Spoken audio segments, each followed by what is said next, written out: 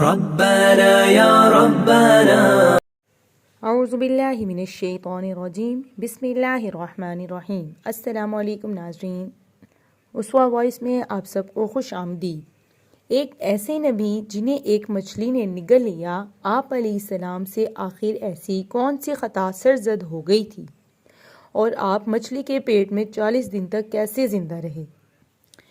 اس video میں ہم آپ کو اس ہستی کے بارے میں بتائیں گے جن کا واقعہ قرآن مجید میں یونس اور تورات میں جونا کے نام سے مشہور ہے۔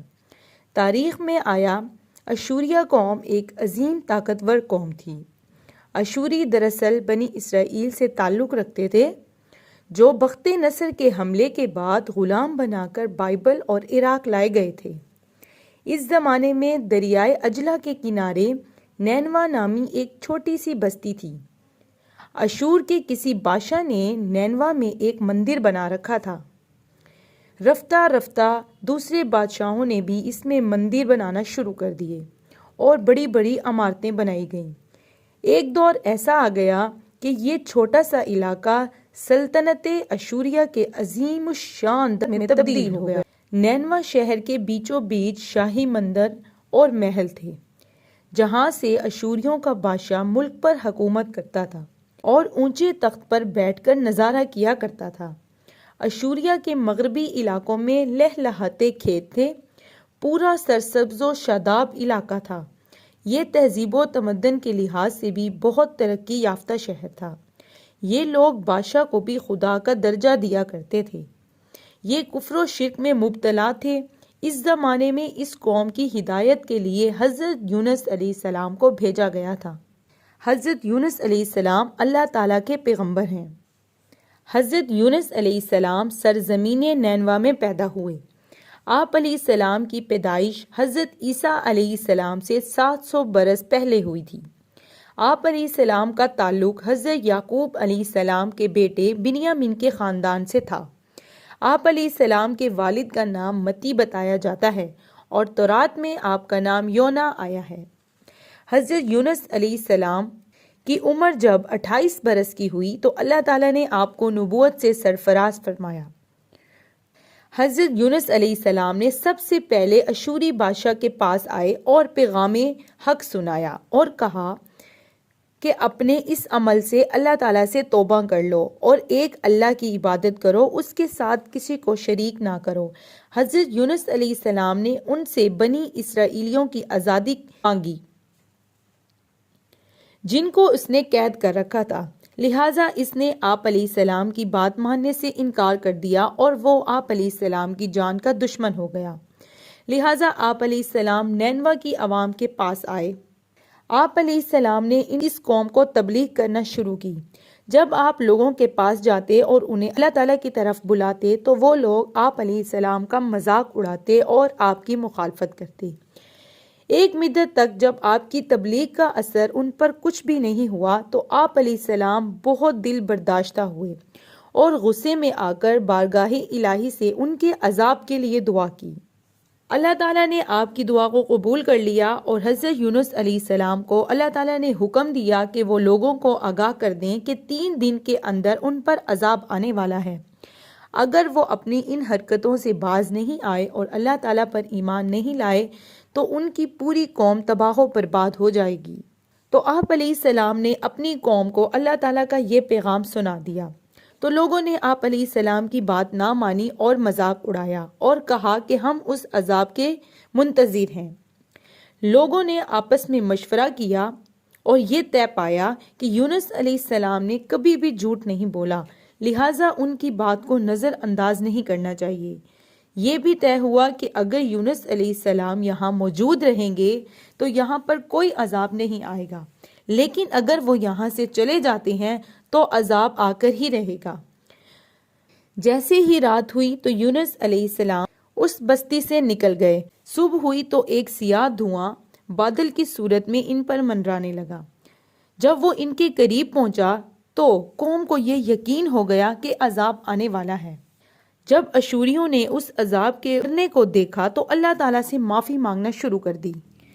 پھر اشوریہ قوم بارگاہ خداوندی میں آوازاری کرنے لگے، بہت روئے، گر گرا کر دعائیں کیں، عاجزی اور انکساری کا اظہار کیا۔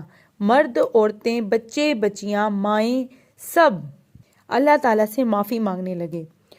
ایک ہولناک منظر برپا تھا، کیا انسان کیا حیوان، سب اللہ تعالیٰ سے آؤ بگا میں لگے ہوئے تھے۔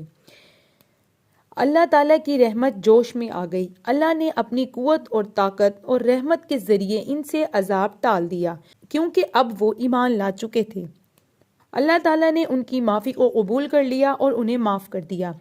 اللہ تعالیٰ کسی قوم کو اس وقت تک عذاب نہیں دیتا جب تک وہ اپنی حجت پوری نہیں کر لیتا۔ اور دوسری طرف آپ علیہ السلام نینوا سے چل کر دریائے فرات کے کنارے پہنچے تو دیکھا ایک کشتی مسافروں سے بھری ہوئی پار جانے کے لیے تیار کھڑی ہے، تو آپ علیہ السلام نے اس کشتی میں سوار ہو کر ترسیس جانے کا ارادہ کر لیا، مگر جب کشتی میں سوار ہوئے تو وہ کشتی بھنور میں پھنس گئی۔ اس وقت کے دستور کے مطابق اس کشتی والوں نے اندازہ لگایا کہ کوئی غلام اپنے آقا کی مرضی کے بغیر بھاگا ہوا ہے، جس وجہ سے ان کی کشتی پھنس گئی ہے۔ ان کی کشتی کا توازن بگڑ گیا۔ لوگوں نے اب یہ سوچا کہ اگر اس کشتی میں سے ایک آدمی کو دریا میں پھینک دیا جائے تو کشتی کا توازن برقرار رہے گا۔ تو انہوں نے سوچا کہ کس آدمی کو پھینکا جائے، تو انہوں نے اس کے لیے ایک قراندازی کی، اور قراندازی میں 3 مرتبہ حضرت یونس علیہ السلام کا نام لگا، تو حضرت یونس علیہ السلام کو دریا میں پھینک دیا گیا۔ قدرت خداوندی سے ایک بڑی مچھلی نے حضرت یونس علیہ السلام کو نگل لیا، مگر اللہ تعالیٰ نے مچھلی کو حکم دیا کہ اس کو تکلیف نہ ہو۔ مچھلی کو اللہ تعالیٰ نے حکم دیا کہ یونس تیرے پاس امانت ہے، تیری غذا نہیں ہے، اس کو کوئی تکلیف نہیں ہونی چاہیے۔ مچھلی کے پیٹ میں جا کر حضرت یونس علیہ السلام نے محسوس کیا وہ زندہ ہیں، تو بارگاہ خداوندی میں اپنی ندامت کا اظہار کیا کہ کیوں خدا کے حکم کا انتظار نہ کیا اور ناراض ہو کر نینوا سے نکل آئے، اور پھر عرض کی، خدایا تیرے سوا کوئی عبادت کے لائق نہیں ہے، میں تیری پاکی بیان کرتا ہوں اور بے شک میں خود ہی اپنے نفس پر ظلم کیا ہے۔ آپ علیہ السلام مچھلی کے پیٹ میں یہ دعا کرتے رہے۔ یہ دعا عرش کے نیچے پہنچی۔ ملائکہ نے عرض کی، پروردگار، ایک جانی پہچانی کمزور سی آواز اجنبی دنیا سے آ رہی ہے۔ اللہ تعالیٰ نے فرمایا، کیا تم اسے پہچانتے ہو؟ کہنے لگے، نہیں خدایا، وہ کون ہے؟ اللہ تعالیٰ نے فرمایا، وہ میرا بندہ یونس ہے۔ عرض کرنے لگے، تیرا بندہ یونس جس کے مقبول امر اور منظور دعائیں ہر وقت تیری بارگاہ میں آتی رہتی تھیں۔ عرض کرنے لگے، اے ہمارے پروردگار، جو نیک کام وہ خوشی اور آسانی کے لمحات میں کرتا رہا ہے، اس کی وجہ سے تو اس پر رحم نہیں فرمائے گا کہ تو اسے مصیبت سے نجات دلائے؟ اللہ تعالیٰ نے فرمایا، کیوں نہیں؟ اللہ تعالیٰ نے اس وقت مچھلی کو حکم دیا، اس نے حضرت یونس علیہ السلام کو ایک کھلے میدان میں پھینک دیا، مگر حضرت یونس علیہ السلام مچھلی کے پیٹ میں 40 دن رہنے کی وجہ سے وہ لاغر اور کمزور ہو گئے تھے۔ خدا کے حکم سے دریا کے کنارے ایک بیل دار درخت اگ آیا جس کا نام کدو کی بیل بتائی گئی ہے۔ بعض اہل علم فرماتے ہیں کہ کدو کی بیل اگانے میں کئی حکمتیں تھیں۔ ایک تو اس کے پتے بہت نرم، زیادہ اور بہت سایہ دار ہوتے ہیں۔ دوسرے، مکھی مچھر اس کے قریب نہیں آتے۔ تیسرے، اس کا پھل شروع سے آخر تک کھایا جاتا ہے۔ اسے کچا کھایا جا سکتا ہے اور سالن بنا کر بھی۔ اسے چھلکے اور بیج سمیت کھایا جا سکتا ہے۔ چوتھی بات یہ کہ یہ انسانی صحت کے لیے بہت نفع بخش ہے۔ اللہ تعالیٰ کی قدرت سے ایک جنگلی بکری آپ کو دودھ بھی پلاتی رہی۔ وہ ادھر ادھر سے گھاس کھا کر آتی اور صبح شام آ کر آپ کو دودھ بھی پلایا کرتی تھی اور واپس چلی جاتی تھی۔ یہ سب اللہ تعالیٰ کی رحمت، فضل اور احسان کے ہی کرشمے ہیں۔ اللہ تعالیٰ سورۃ انبیاء میں فرماتے ہیں، یعنی ہم نے اس کی دعا کو قبول کر لیا اور انہیں کرب و بلا کی پریشانی اور مشکل سے نجات دلائی۔ پھر جب حضرت یونس علیہ السلام کے جسم میں کامل توانائی آ گئی تو وہ بیل خشک ہو گئی۔ جب آپ کے تمام مصائب ختم ہو گئے تو آپ کے بدن کو دھوپ لگنے لگی۔